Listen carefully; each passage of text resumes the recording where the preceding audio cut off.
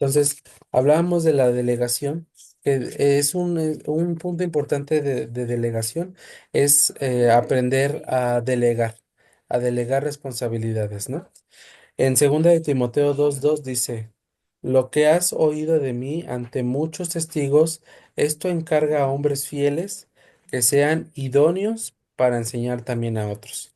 ¿A qué se refiere esto? A que siempre nosotros debemos de guiarnos en oración para poner en dirección nuestra toma de decisiones al momento de delegar responsabilidades, ya que en nosotros está la responsabilidad de que ellos no van a rendir, bueno, nosotros tenemos que rendir cuentas a Dios, ¿no?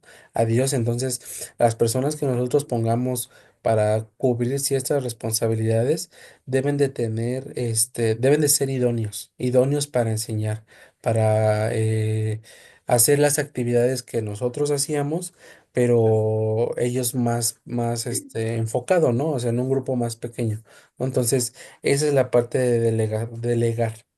En declaraciones claves es delegar no es abdicar, sino empoderar a otros para servir.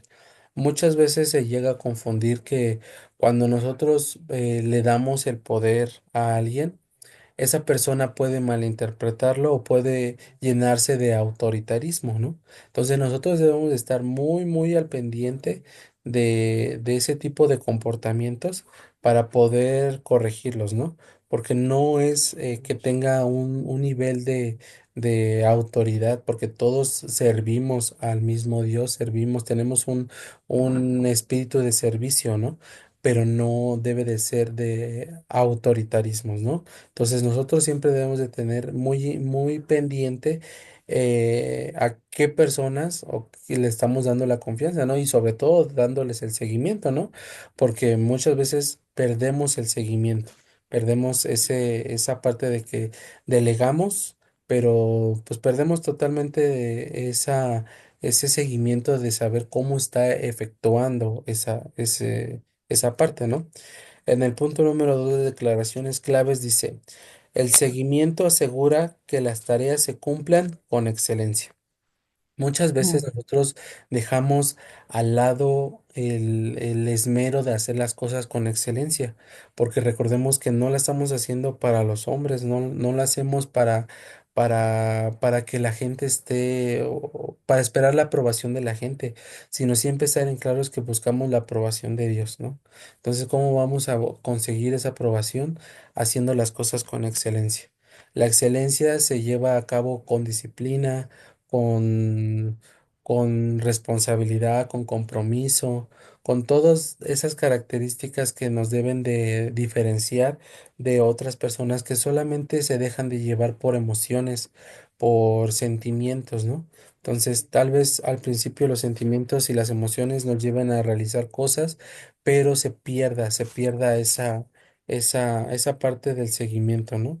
Entonces, nosotros siempre tenemos de tener en claro que asegurar las tareas, al cumplirse esas tareas, deben de ser con excelencia. Y punto número 3 es prácticas para protegerse. Establecer límites claros, confiar en el equipo y evitar el agotamiento. Al referirse con límites claros, es de saber diferenciar las tareas, saber diferenciar que debe de haber límites entre responsabilidades, ¿no? Confiando en el equipo, que dándole la seguridad que tal vez que pueden estar haciendo un buen trabajo, pero si no están llevando al objetivo, uno como líder, uno como pastor, siempre debe de tener la empatía de cómo saber acercarse y resolver esos problemas. Y evitar el agotamiento es sobrecargar a alguien, ¿no? O incluso nosotros, ¿no? Sobrecargarnos nosotros, porque muchas veces nos sobrecargamos en las actividades y nos sobrecargamos en las cosas que tenemos que hacer. Entonces, perdemos la excelencia, ¿no? Perdemos esa parte de cómo poder realizar bien la tarea, ¿no? Algo que ustedes podrán estar observando qué está pasando hoy en las clases, ¿no? Nuestro rector, nuestro pastor, él ya está delegando, está ya pasando responsabilidades a su servidor, para que pueda hacer efectuar estas clases, ¿no? Entonces puede que el día de mañana también ustedes se vean en la necesidad de hacer eso, ¿no? O se vean en la necesidad de hacer otro tipo de actividades, de delegar a alguien que debe de cubrir ciertas características para llevar a cabo la tarea, ¿no? Para mí es muy importante el hacer esto de la manera más clara, más con mucha excelencia, porque sé que estamos preparando a otras personas, ¿no? A otros futuros pastores. Entonces, la importancia y la responsabilidad de decir, yo quiero que esta información se pase de la mejor manera en un molde que no esté abollado, ¿no? Que la información que el autor plasmó sea 100% fiel a lo que se está impartiendo, ¿no? Entonces, llevándolo eso, esa metodología y esa visión allá a actividades como pastor, es el mensaje que vino a traer Dios por parte de nuestro Señor Jesucristo. Nosotros tenemos que entenderlo, vivirlo, practicarlo para que no se pierda, para que no se pierda la información y la enseñanza, ¿no? ¿Qué es lo que ha pasado en la actualidad? Que muchos han malinterpretado el mensaje, ¿no? Entonces, ya no es el mensaje original, ya no es la enseñanza original, se ha perdido mucho, mucho de esa enseñanza, ¿no? Mucha de esa excelencia. Entonces, nosotros debemos de tener esa visión de decir, yo quiero que la información como yo la estoy aprendiendo, como realmente es, pase de a otra persona, ¿no? Entonces, nosotros debemos de tener la confianza de establecer esos límites para delegar la información bien, ¿no? Entonces, quisiera que profundizáramos rápidamente en esos 4 puntos que habla en los objetivos, ¿no? De aprender 4 realidades. Estas 4 realidades no las tienen ustedes en sus estudios, sin embargo, se las vamos a hacer llegar, pero yo quiero compartírselas en este momento. El punto número 1 es delegar. Delegar implica confiar en otros, ¿no? Así lo hizo Moisés. Moisés aprendió esto cuando su suegro Jetro le aconsejó repartir responsabilidades, ¿no? Entonces, el primer punto para tener una realidad acerca de la delegación es confiar en otros. Confiar en que Dios ya eligió esas personas y nos lo está afirmando por medio de la oración. El punto número 2, el seguimiento es esencial. Como ejemplo, Pablo instruyó a Timoteo a encargar la enseñanza a otros hombres fieles, ¿no? Como lo leíamos en la cita de segunda de Timoteo 2, lo que muestra la importancia de supervisar el proceso, ¿no? Entonces, la segunda realidad es supervisar el proceso, jamás perdernos el seguimiento, ¿vale? Para que no se pierda el mensaje. El punto número 3 es la delegación requiere discernimiento. Jesús confió en sus discípulos, aunque cada uno tenía fortalezas y debilidades, ¿no? Él confiaba en ellos y sabía aprovechar todas las virtudes que tenían, pero también en sus debilidades, ¿no? Estaba consciente de que eran hombres imperfectos y nosotros los seguimos siendo seres imperfectos, seres que cometemos errores constantemente, ¿no? Entonces, requiere un grado de discernimiento al momento de delegar responsabilidades y no viéndolo en el lado de las debilidades de la persona, ¿no? Sino aprovechar las fortalezas que tiene. Y el punto número 4 es la implementación depende de la estructura. Si uno planifica adecuadamente, muchas decisiones más bien, si uno planifica sin una planificación adecuada, muchas decisiones quedan sin ejecutar. Entonces, siempre debemos de implementar un proceso bien estructurado, ¿no? Si lo recuerdan, hermanos, en lecciones pasadas, veíamos esa parte del proceso, ¿no? De armar un programa, de armar juntas y todo eso, ¿no? Entonces, nosotros debemos de que este libro lo habla, administrar, ¿no? Administrar bien un plan, administrar bien un proceso para que al momento de que nosotros deleguemos responsabilidades, saber cuál es el objetivo, saber cuáles podrían ser las dificultades que podríamos estar atravesando y sobre todo saber, poniéndolo primeramente en oración, quiénes pueden cubrir esas necesidades, ¿no? Quiénes están capacitados y tienen esa grado de responsabilidad para ejecutar esa tarea, ¿no? Entonces, esto se refiere al punto de delegación y viene muy de la mano en la lección 14, que es la administración del tiempo, ¿vale? Como objetivos de esta lección 14, es la administración, valorar la importancia de administración del tiempo, analizar declaraciones claves acerca de la administración del tiempo. Esto es fundamental. El tiempo debe de ser tratado de manera muy importante, porque muchas veces lo dejamos hasta el final, no lo ideamos, no lo planificamos. Entonces, lo primero que perdemos es tiempo. Perdemos ese tiempo de las personas, tiempo en el que podríamos estar implementándolo de mejor manera.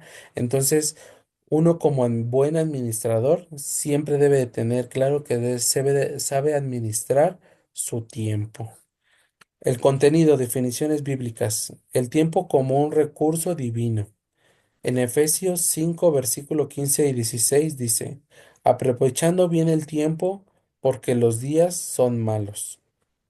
Debemos siempre de aprovechar todo tiempo que nos quede, ya que nosotros tenemos la fe, la certeza y la seguridad de que Jesús viene pronto, ¿no? Jesucristo viene pronto por su iglesia. Entonces, debemos de tener claro de que el tiempo vale oro, vale oro. Todo lo que planifiquemos debe de ser bien implementado para no perder más tiempo al momento de compartir la palabra de Dios, ¿no? Porque se aproximan días que van a ser muy complicados, muy difíciles y que tal vez no tengamos la libertad como la tenemos hoy para aprender a administrar el tiempo. En Salmos 90:12 dice, enséñanos de tal modo a contar nuestros días que traigamos al corazón sabiduría.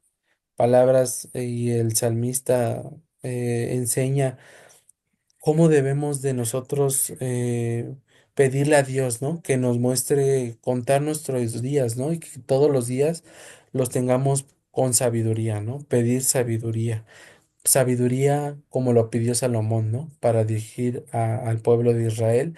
Nosotros pidamos sabiduría para poder enseñar a otros, para poder dirigir a otros. Y yo sé que todo este contenido viene mucho de la mano para saber cómo guiar a otras personas en la doctrina de Cristo, ¿no? Porque lo menos que a lo mejor tiene la gente ahorita es tiempo, ¿no? Siempre pone trabas, siempre hay excusas, ¿no? Y muchas de las excusas es el tiempo, ¿no? Entonces, nosotros al tener una buena administración en el tiempo en el cual vamos a impartir la enseñanza, pues es la diferencia de otras personas, ¿no? La diferencia de otras denominaciones, ¿no? De que no somos igual que ellos, ¿no? Y que la gente malinterpreta esa parte, ¿no? Del cristiano, de que piensa de que todos somos iguales y de que todos tenemos ciertas influencias, ¿no? Pero nosotros no, nosotros lo vemos como un estilo de vida. Aquí dice, ¿no? Enséñanos de tal modo a contar nuestros días, que traigamos al corazón sabiduría, que todos los días vivamos con sabiduría y que vivamos eh, como Dios quiere que vivamos, ¿no? Pero como un estilo de vida, no como religión. Entonces, al nosotros implementar esto del tiempo, pues causa un impacto muy importante en las personas, ¿no? Declaraciones claves. La administración del tiempo refleja prioridades espirituales. ¿A qué se refiere con que deba de implementar prioridades espirituales? Quiere decir que nosotros siempre debemos de priorizar nuestro tiempo a lo que hacemos para las personas, ¿no? Al servicio. ¿A qué me refiero con esto? Que nuestro tiempo revela la importancia al momento de tomar decisiones, ¿no? Ya que Lo veíamos yo lo veo esto muy de la mano con la consejería, ¿no? Muchas veces hay situaciones que requieren priorizar ese tiempo para atender cierto tipo de dificultades, ¿no? Puede que ni no desmeritando las dificultades, ¿no? O los problemas de las personas, pero hay veces que requiere mayor atención, mayor tiempo, un problema muy grande, muy crítico, a un problema que tal vez se pueda solucionar de diferente forma y en un tiempo más corto, ¿no? Entonces nosotros debemos de administrar el tiempo para reflejar esas prioridades al momento de efectuar nuestro ministerio, ¿no? Porque muchas veces no administramos nuestro tiempo y resulta que le dedicamos más tiempo a cosas que realmente no requieren tanto tiempo, ¿no? Y otras, pues no le dedicamos ese tiempo, ¿no? Entonces, saber administrar por prioridad, ¿no? El punto 2 dice, el descanso y el trabajo deben de estar equilibrados, ¿no? ¿A qué se refiere esto? Pues Jesús mismo tomaba momentos de retiro para orar y para descansar. Él es el ejemplo claro, ¿no? Imagínense él, después de atender a una multitud de 5,000 personas, a multitudes tan grandes, pues él tomaba el tiempo para equilibrar todo el desgaste que por ser humano, esa parte humana que él tenía al venir, sufría, ¿no? Entonces se apartaba, oraba, descansaba, ¿no? Entonces nosotros también debemos no de perder esa parte de que somos humanos, de que somos seres humanos que necesitan descansar, que necesitan, recuperar fuerzas en la oración, ¿no? Entonces, el equilibrar, mantener equilibrado en nuestra vida personal con nuestra vida ministerial, ¿no? Siempre llevar un buen equilibrio, ¿no? Que la balanza no se incline hacia otro lado, ¿no? Sí es importante nuestro ministerio, muy importante, ¿no? Pero también es muy importante que seamos el reflejo de lo que queremos ser afuera con lo que estamos haciendo en nuestra casa, ¿no? No dejarnos llevar por esa palabra tan trillada, ¿no? De lumbrera afuera y oscuridad en tu casa, ¿no? Entonces siempre de llevar ese equilibrio. Y el punto número 3 que habla, hermanos, de prácticas. Crear un horario semanal, priorizar tareas y reservar tiempo para la oración.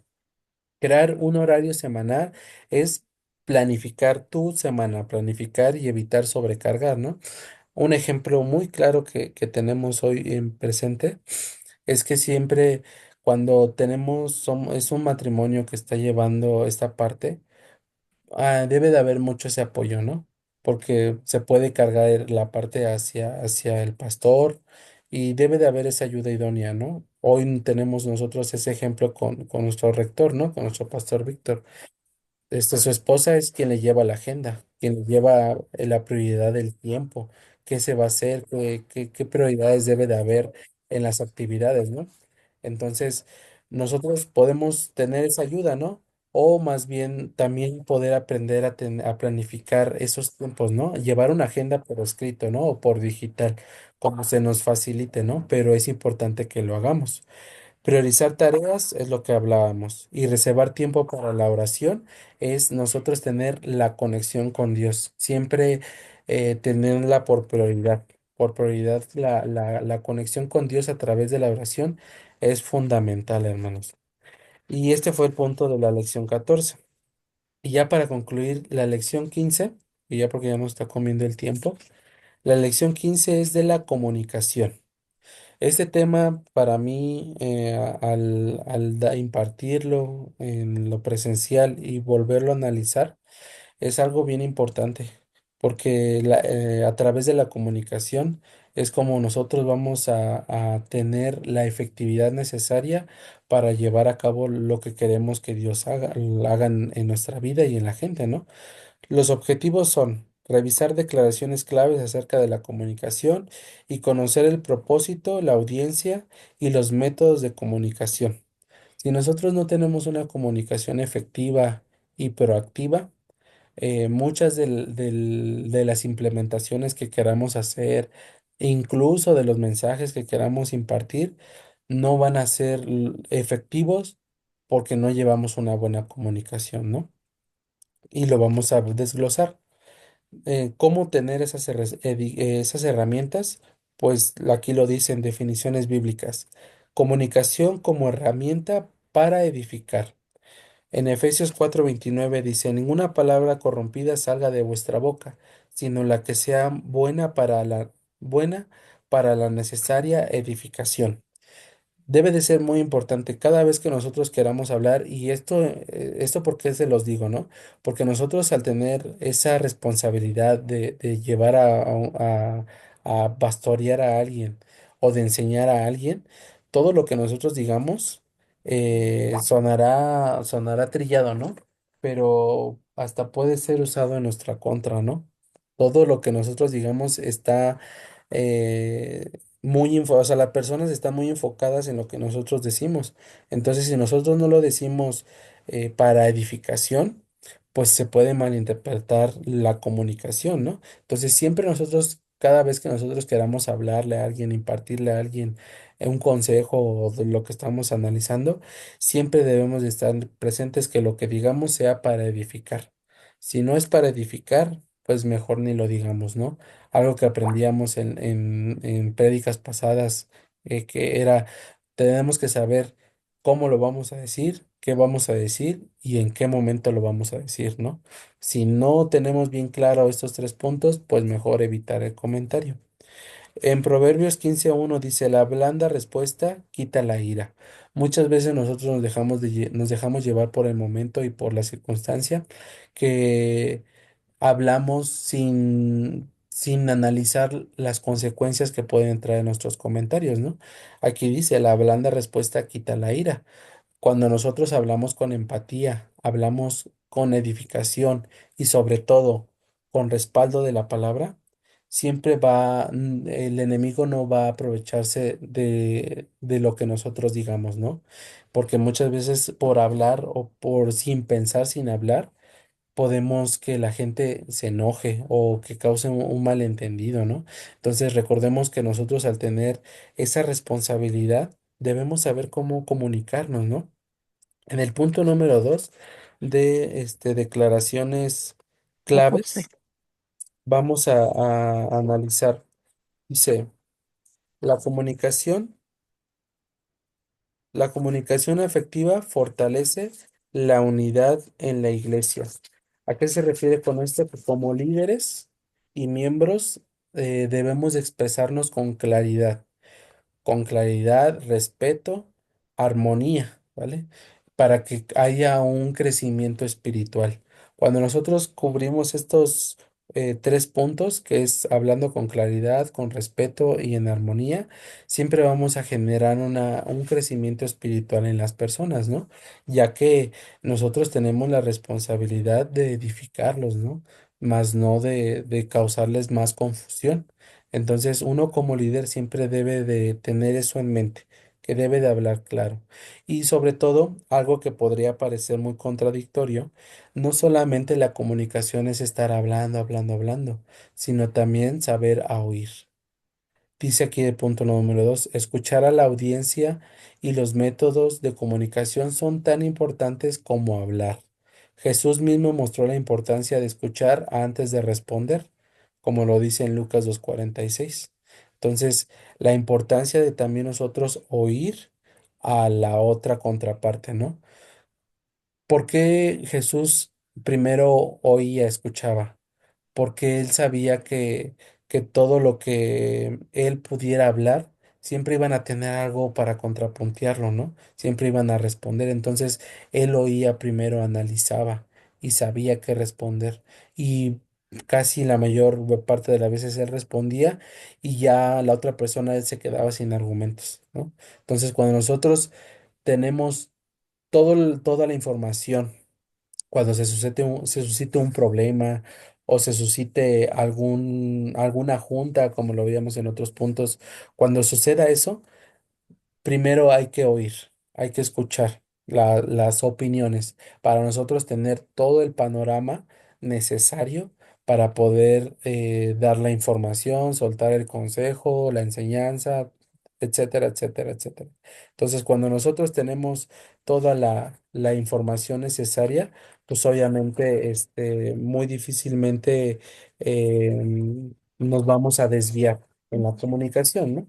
Porque va a haber una comunicación activa, proactiva, ¿no? Incluso no es tanto lo que decimos, sino cómo lo decimos, ¿no?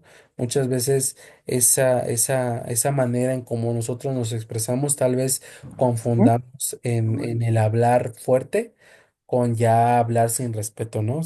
Cuando ya no hay respeto, ¿no? Cuando ya empezamos a gritar, ¿no? Entonces es muy diferente cuando una persona ya te empieza a gritar a que cuando uno hable con autoridad. Entonces, nosotros cómo vamos a poner esto en práctica, ¿no? Dice el punto número 3, métodos prácticos, uso de reuniones, cartas, redes sociales y predicaciones, ¿no? Cuando nosotros practiquemos más la comunicación efectiva, más fácil va a ser nuestros puntos de vista expresarlos, ¿no? Y esto habla, ¿no? En el uso de reuniones es cuando nosotros podemos practicar, practicar, practicar, practicar. Incluso tú lo puedes hacer con tus familiares, ¿no? El saber oírlos primeramente, saber oírlos, analizar y dar el consejo, ¿no? Cuando nosotros ponemos en práctica esto, más fácil va a ser al momento de que lo tengamos que implementar, ¿no? Sí o sí. En redes sociales se me hace muy, muy importante porque muchas veces en redes sociales solamente la gente se atreve a expresarlo por quien está del otro lado de la pantalla, ¿no? Entonces, muchas veces vemos actitudes muy hirientes al momento de que nosotros vemos comentarios en redes sociales. Entonces, es una oportunidad también nosotros para poder tomar, pues, no ventaja, pero sí tener esa libertad de poder expresarnos sin que nos sintamos incómodos, ¿no? Porque tal vez muchos se sientan incómodos al hablar presencialmente, ¿no? Pero si nosotros lo expresamos escribiéndolo, redactándolo, se nos va a hacer costumbre, ¿no? Se nos va a hacer práctica. Entonces, a esto se refiere con el punto, la lección 15 de comunicación. Entonces, hasta aquí le vamos a dejar los siguientes puntos 16, 17 y 18. Lo vamos a ver en la segunda parte, que vamos a empezar a las 8 de la noche, ¿vale? Entonces, si no hay algún comentario, duda, pues concluimos. ¿Qué les parece? ¿Está bien? ¿Ok? Entonces concluimos y nos conectamos a las 8. En un momento más les comparto el enlace de esta reunión, ¿vale? Está bien. El tiempo es tiempo México, ¿verdad? Sí, tiempo de México. Sí. Ok, Serían las 7 de aquí. exacto. Sí, Nos Andan vemos muy a las 7 allá, adelantados. sí, ¿verdad? Ah, súper adelantados. Nos Ok, vemos a las 8. nos ahorita nos vemos. vemos con Dios favor de mediante. Dios. Ok, gracias. Bye.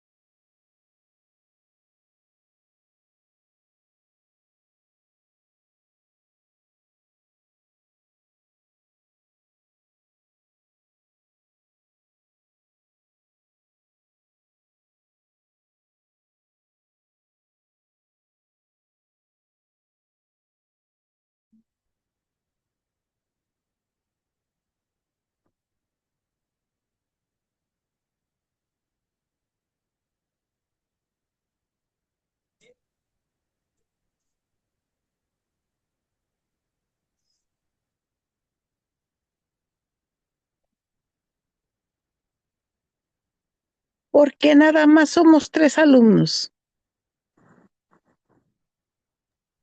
Porque pues ya nadie más se conecta. ¿Será que faltaron por el día de ahora y se integran después a la siguiente clase? Yo creo que sí, es que la invitación está abierta para todos los que estamos en el grupo. La invitación Ujú. está abierta, pero la mayoría de universitarios No sé Ujú, si recuerde que hubo la invitación para que ujú. se pusieran de manera listos. Sí. Ok, Adelante. vamos a entrar con la lección número 16, que se trata de las relaciones legales y financieras. ¿Ok? Los objetivos vamos a tener tres: entender los beneficios del valor agregado por ser parte de una denominación. Entonces, cuando nosotros tenemos este valor agregado, pues estos beneficios del valor agregado pueden ser parte de una denominación. El valor agregado va de iglesia en iglesia, de denominación a denominación. No conozco yo muy profundo acerca de muchas dominaciones que existen, pero como debe de ser, es como Dios dice a través de Jesucristo, que nosotros tenemos que dar, le dijo Jesús una vez, ¿de qué cara tiene esa moneda? De César. Entonces, dar al César lo que es del César.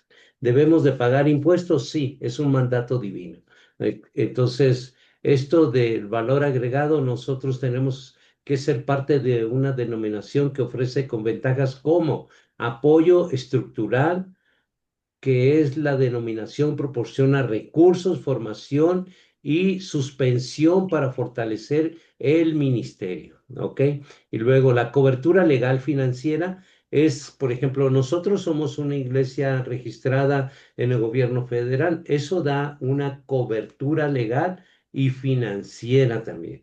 Facilita la gestión de fondos, contratos, regulaciones fiscales, que es muy importante en una congregación que ya está establecida y que busca una cobertura para tener regulaciones fiscales. Y también la red de colaboración permite compartir estrategias y recibir apoyo a otras iglesias. Eso es el valor agregado, ¿verdad?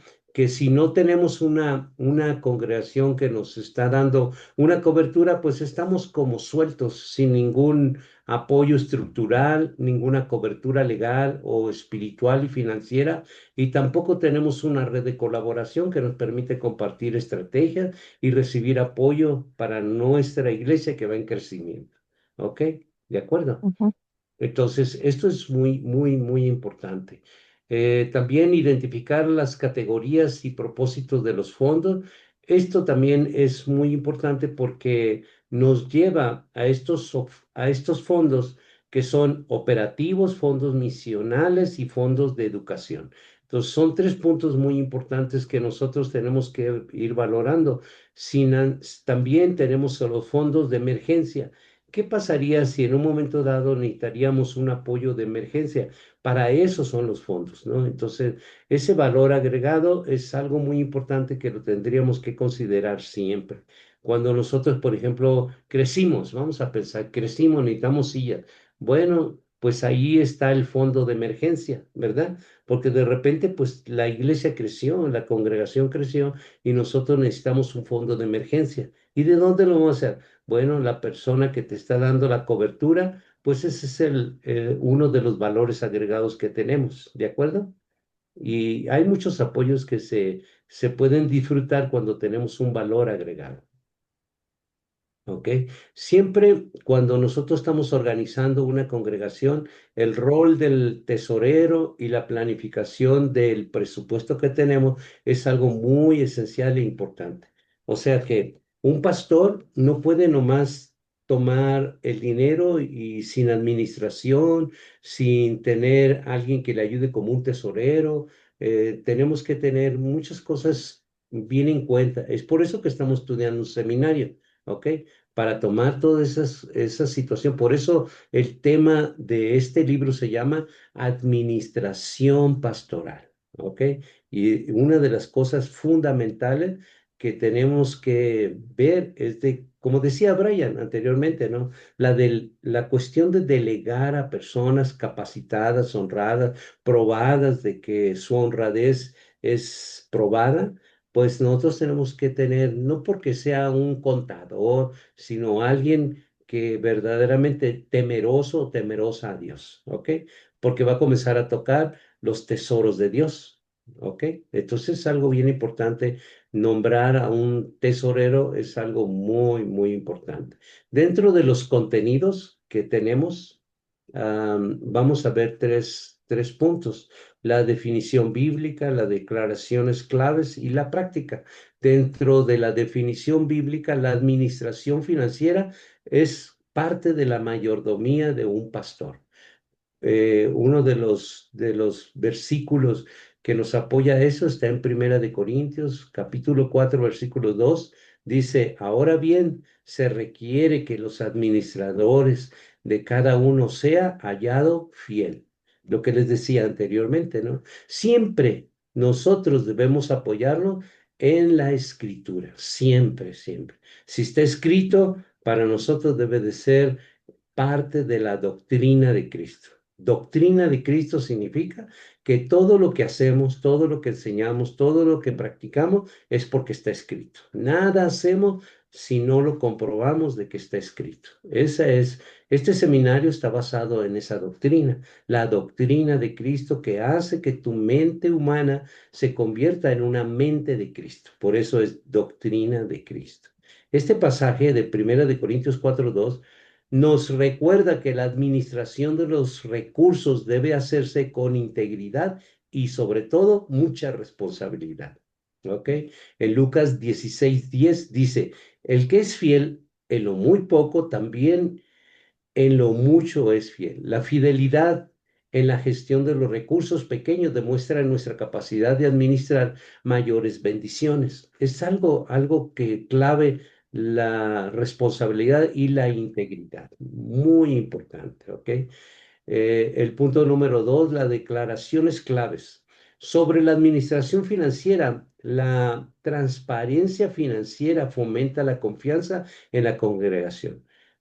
Siempre que nosotros seamos lo más transparente posible, eso va a salir muy bien.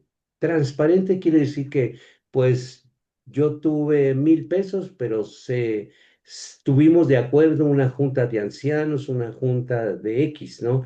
Pero que haya una evidencia de que no nomás una sola persona tomó a bien hacer un gasto, sino que tuvieron varias personas de acuerdo en hacerlo, incluyendo con el pastor, ¿no? Es algo muy importante. Los fondos deben de reflejar las prioridades del reino de Dios. ¿Cuál es la prioridad? Muchas veces una de las prioridades está en la ayuda de las personas que están, por ejemplo, sin trabajo, en las personas que sufrieron un accidente, en las personas que están teniendo un bebé, las personas que quedaron viudas, así son prioridades de la iglesia. Entonces, estos fondos deben de reflejar las prioridades y ese tipo de prioridades son cosas que se deben de llevar a la práctica. El punto número 3, dentro de las prácticas para una administración financiera, debe de ser efectiva. Entonces, primer punto es crear informes financieros claros.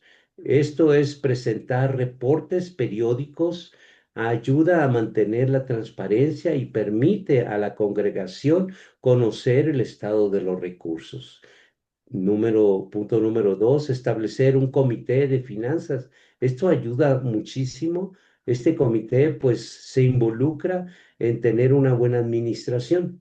El delegar este comité ayudaría mucho a esta situación, porque el equipo de personas capacitadas puede supervisar el manejo de los fondos y garantizar una administración responsable. Y por último, planificar el presupuesto.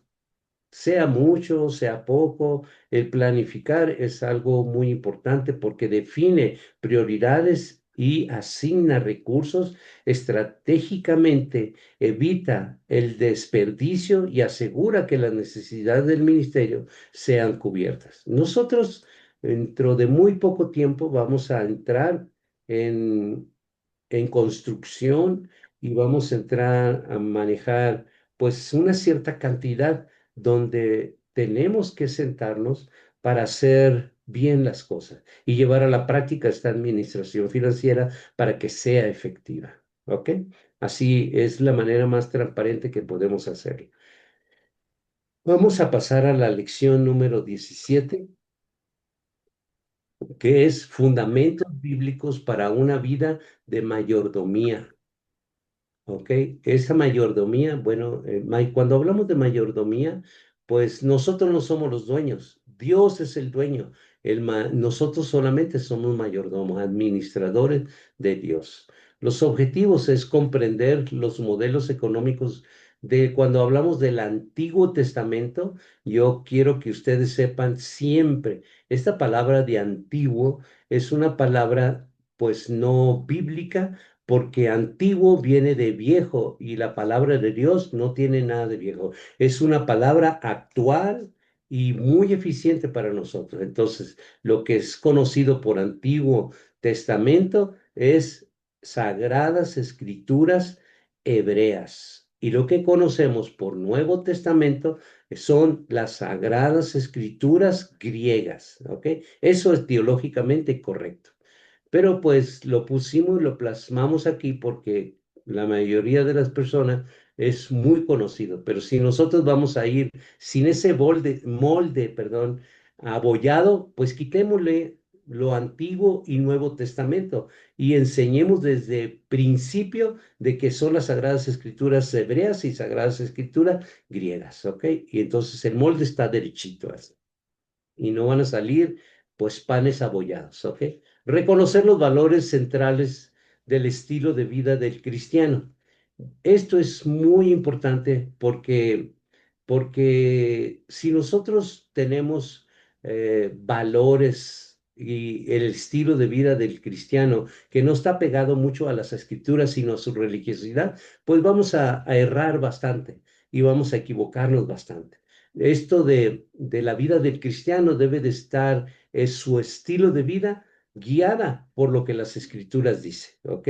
No por lo que han aprendido en una religión o en una congregación, sino el estilo de vida, es lo que la doctrina de Cristo ha hecho, moldeando nuestra mente a un pensamiento como el que quiere Dios que nos alineemos a las Sagradas Escrituras, ¿ok? El contenido tenemos tres. Definición bíblica, la mayordomía como estilo de vida. Dice en Mateo, en el capítulo 25, del 14 hasta el 30, esta es una parábola de los talentos, muy conocida. Pues esta parábola de los talentos, nosotros podemos ver ahí de que a uno le dio un talento, a otro cinco y a otro tantos, ¿no? Entonces nosotros, a tanto le haya dado poco o le haya dado mucho, todos tenemos una responsabilidad de multiplicación. ¿De acuerdo? No podemos decir que no es que Dios a mí no me dio talento. A todos nos ha dado talentos. ¿Cuántos puedes tener? Bueno, qué bonito sería reconocer de que a mí fue el que me dio cinco, ¿verdad? Pero si me dio uno, tengo la misma responsabilidad.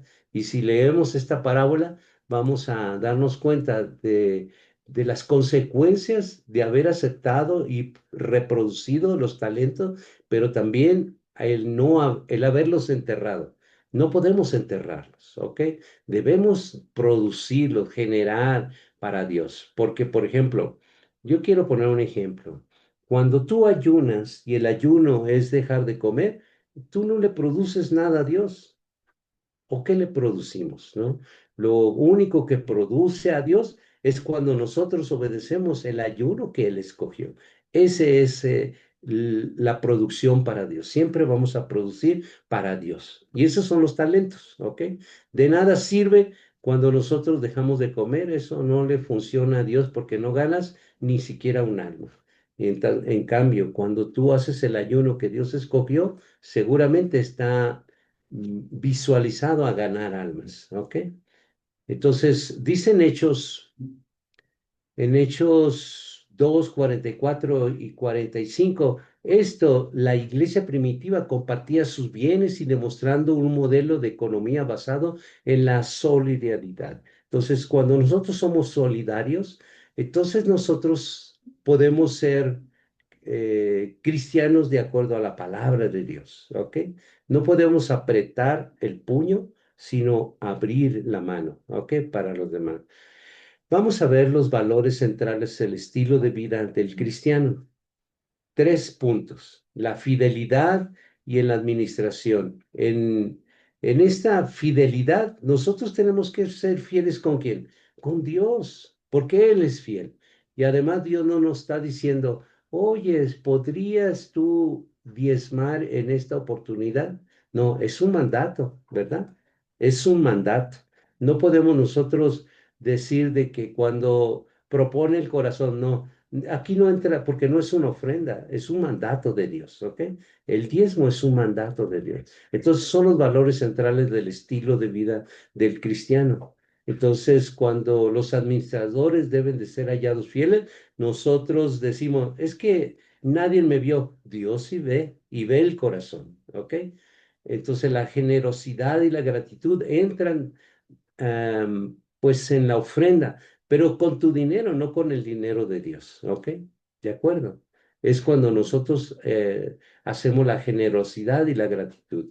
Nos enseña que dar con generosidad trae bendición. La confianza en Dios nos agrega que Dios suplirá todas nuestras necesidades, ¿ok? Vamos a ver el contenido. La definición bíblica de la mayordomía como estilo de vida dice en Mateo, en el capítulo 25, del 14 hasta el 30, esta parábola nos aplica una práctica. ¿Cómo podemos multiplicar los dones que Dios nos ha dado para su gloria? ¿Cómo? Pues obedeciendo a Dios. Si tú quieres multiplicar algún talento, obedece a Dios y Dios te va a hacer que tú puedas crecer y hacer cosas que ahorita en este momento que estás en desobediencia no los puedes hacer, ¿no? Y por ejemplo, en Levíticos, en el capítulo 25, versículo 23, dice que la tierra no se venderá a perpetuidad porque la tierra es mía. ¿Cuántas personas hemos heredado algún terreno, una casa, y esa persona solamente vive ciertos años y se muere y se lleva esa tierra? Sigue siendo de Dios, ¿ok? Así que nosotros no podemos decir de que la tierra es nuestra. La tierra es de Dios y su plenitud. E incluso nuestras casas y nuestras vidas, todo es de Dios, ¿cierto? Todo es de Dios, no hay nada nuestro. Entonces, la declaración es clave sobre la mayordomía. La mayordomía incluye tiempo, talentos y recursos. Todo, todo, todo debe de disponerlo para Dios. No se trata de solo dinero, sino de cómo usamos cada aspecto de nuestra vida para el reino de Dios. Porque muchas veces diezmamos, sí, pero ¿dónde está el diezmo de tu tiempo? Si Dios te está dando 24 horas de vida y de nuevas misericordias cada mañana, tú, de verdad, yo tengo que pensarme, ¿dónde está el diezmo de esas 24 horas? Que serían 2 horas 40 minutos. ¿Se los hemos dado a Dios diariamente o no tenemos tiempo para darle a Dios? Entonces, ese es el punto que nosotros debemos considerar. Los modelos bíblicos promueven justicia y generosidad. Desde el Antiguo Testamento, que es las Sagradas Escrituras hebreas, hasta la iglesia primitiva que está en las Sagradas Escrituras griegas, la economía bíblica se basa en compartir, ayudar y administrar con equidad. La práctica para una vida de mayordomía total, implementar principios de ahorro. José en Egipto nos enseñó la importancia de la planificación financiera. Eso está en Génesis 41. Entonces, cuando vemos cómo José en Egipto, él en las vacas gordas, ¿él qué hizo? Comenzó a ahorrar. Entonces, todo esto nos enseña a nosotros de que el ahorro es bíblico, ¿ok? También invertir con propósito. La parábola de los talentos nos muestra que Dios espera que usemos nuestros recursos sabiamente. Él espera. ¿Se acuerdan cuando aquel que le dio el talento y qué le dijo Dios? Siervo inútil, ¿verdad? Entonces debemos aprender de que nosotros tenemos que buscar la sabiduría de Dios para poder usar los recursos que Dios nos está dando con sabiduría de lo alto. Y fomentar la ayuda comunitaria, la iglesia, nosotros, las personas como iglesia, la iglesia primitiva, tenemos el ejemplo que compartía sus bienes para suplir las necesidades de los demás. Eso está en Hechos 2, 44, 45. Entonces nosotros todos los ejemplos los tenemos allí en las Sagradas Escrituras, ¿ok? Vamos a entrar a la lección número 18. 4 aproximaciones a una vida de mayordomía total. Como objetivo es examinar 4 maneras de aproximarse al tema de la mayordomía. Estas cuatro lo vamos a ver aquí. Por ejemplo, estas 4, la primera es actitud hacia el medio ambiente.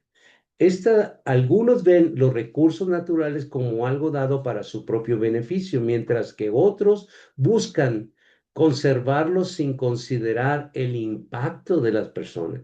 Las Sagradas Escrituras nos llama a una administración equilibrada y justa. Esto está en Génesis 2:15.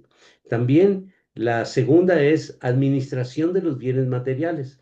La parábola de los talentos en Mateo 25, 14 hasta el 30 nos enseña que Dios espera que administremos con sabiduría los recursos que nos ha dado.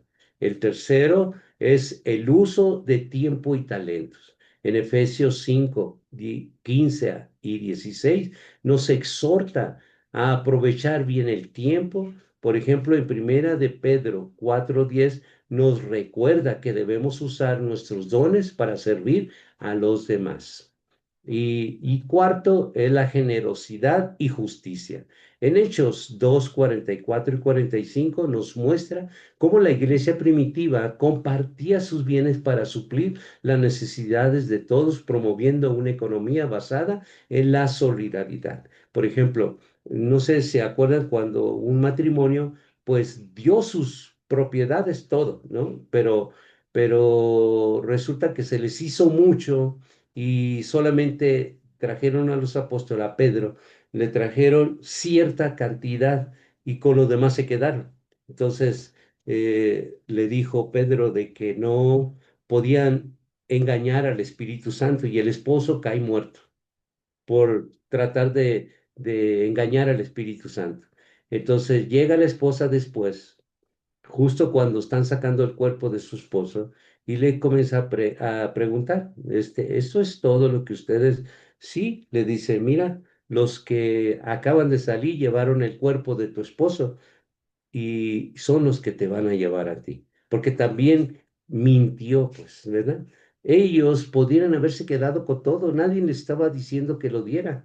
Ellos por voluntad propia vendieron su propiedad y le entregaron todo. Entonces, pero nadie les estaba diciendo que lo pusieran en la congregación. Entonces, antes se movía mucho por el Espíritu Santo que los convencía a hacer, pero la carnalidad humana que es propia de nosotros los seres humanos, pues se nos hace mucho luego, ¿no? Es como el diezmo. No es lo mismo diezmar 30 pesos cuando tú tienes 300 pesos a diezmar 300 pesos cuando tienes 3,000 pesos. Y no es lo mismo diezmar 30,000 pesos, ¿verdad? Cuando tú tienes esa cantidad para diezmar. Entonces, se nos hace, vamos a pensar de que yo recibí una jubilación y la jubilación o me llegó un dinero o lo que sea. Yo recibí 90,000 pesos. ¿Cuánto debo de diezmar? Y ya se me hace mucho, ¿no? Entonces, 9,000 pesos, no te pases, pastor. No, pues yo sigo dando los 30 pesos, ¿verdad? Acá es que nadie se da cuenta, pero Dios sí se da cuenta, ¿verdad? Y es importantísimo que dentro de la administración nosotros tengamos esto en mente siempre. Eh, por eso la definición bíblica es la diversidad de mayordomía. Por eso nosotros, de acuerdo a Primera de Pedro 4:10, cada uno según el don que ha recibido, ministrelo para otros, ¿ok? Nosotros tenemos un don y el don que Dios nos ha dado, tenemos que ministrarlo a beneficio no mío, sino de los demás, ¿ok? Este es el pasaje que nos recuerda que la mayordomía no se limita a lo financiero, sino que incluye nuestros talentos, tiempos y relaciones con los demás. En la práctica, ¿cómo podemos usar nuestros dones para servir a los demás con excelencia? Eso es algo que nosotros tenemos que preguntarnos siempre, siempre, siempre. Ok, pues la práctica de todo esto, los ejercicios son grupales, reflexionar en comunidad sobre cómo mejorar nuestra administración en cada área. Es algo que nosotros siempre tenemos que ver, estudiar, prepararnos. ¿Cómo vamos nosotros a mejorar nuestra administración de tiempo, nuestra administración de lectura, nuestra administración de servicios? Siempre esto nos ayuda mucho cuando somos cristianos que nos reunimos en talleres y reflexionamos, ¿ok? Un taller de estudio ayuda mucho a reflexionar. La planificación estratégica establece metas concretas para vivir una mayordomía fiel. Y el compromiso personal es que evaluar regularmente nuestras decisiones y ajustar nuestra administración según los principios bíblicos. Esto es sumamente muy importante. Yo puedo pensar algo, pero esa es mi verdad relativa. Yo tengo que ajustar siempre con los principios bíblicos porque esa es la verdad absoluta. Aquí nosotros, por ejemplo, Brian, él puede tener un pensamiento, y no que sea mentira, pero es un pensamiento tan relativo que es muy relativo y diferente al mío. Y aquí, a ver, ¿quién es el mentiroso? Ninguno de los dos, cada quien tiene su verdad, pero es una verdad tan relativa y diferente de uno del otro, pero hay una verdad absoluta. Es por eso que la administración debe de ser según los principios bíblicos, porque es la verdad absoluta. O sea, no tiene error, ¿ok? Y por esa razón, siempre nosotros usamos la doctrina de Cristo para ver todo asunto, más cuando se habla de la mayordomía, más cuando se habla de la administración y mucho más cuando nosotros estamos tratando alguna situación que puede tener algún conflicto de comunicación. Por esa única razón tenemos nosotros, según segunda de Timoteo 3, 16 y 17, dice que toda la escritura fue inspirada por Dios y provechosa, ¿verdad? Para instruir, para corregir. Ese es el manual bíblico. Por esa razón nosotros no hacemos nada que no esté escrito. Y ese es nuestro consejo pastoral, ministerial, de que todas las cosas que ustedes vayan a hacer en algún momento en el futuro, siempre se basen en las Sagradas Escrituras. Y si no saben, aunque hayan terminado el seminario, aún con todo seguiremos nosotros al pendiente para servirles en alguna orientación. ¿De acuerdo? Que nos ponemos a sus órdenes desde ya, siempre, siempre. Siempre que usted no encuentre algo de cómo apoyarse en la Sagrada Escritura, para eso estamos. Ahí está el director Brian, está la subdirectora Carito y su servidor, ¿ok? Siempre dispuestos a darle el apoyo que ustedes requieran y necesiten, ¿ok? Bueno, pues Sí, el tiempo nos ha llegado y concluimos con la 18, ¿verdad, Brian? sí, con la 18. Sí. Ujú. ¿Alguna pregunta? Si tienen, por favor, escríbanosla y nosotros nos ampliaremos lo más que podamos, ¿ok? Pronto, pues ya hemos llegado a la mitad de este libro, justo a la mitad, y nos falta la otra mitad, ¿ok? Y empezaremos la siguiente semana. Les estaremos enviando la clase próxima, de la número 4, ¿verdad? Que tiene seis capítulos. Ujú. ¿Verdad, Brian? Sí, sí, de 6 capítulos y igual les comparto en este momento lo que es el cuestionario. Por favor, Brian, para que Ujú. lo vayan ustedes elaborando y nos manden sus capturas. ¿De Sí, acuerdo? de ¿Me acuerdo. permiten hacer una oración por ustedes? Sí, Amoroso Dios, Padre Celestial, Jehová Dios de los ejércitos, te damos muchas gracias, Padre. Muchas gracias porque nos has permitido una vez más tener esta clase de delegación, de tiempo, de comunicación, de finanzas, de economía y mayordomía. Muchas gracias. Para ti toda honra, para ti toda gloria, porque tú eres únicamente el digno de toda honra y de toda gloria. Tú solamente has puesto el querer como el hacer por tu buena voluntad.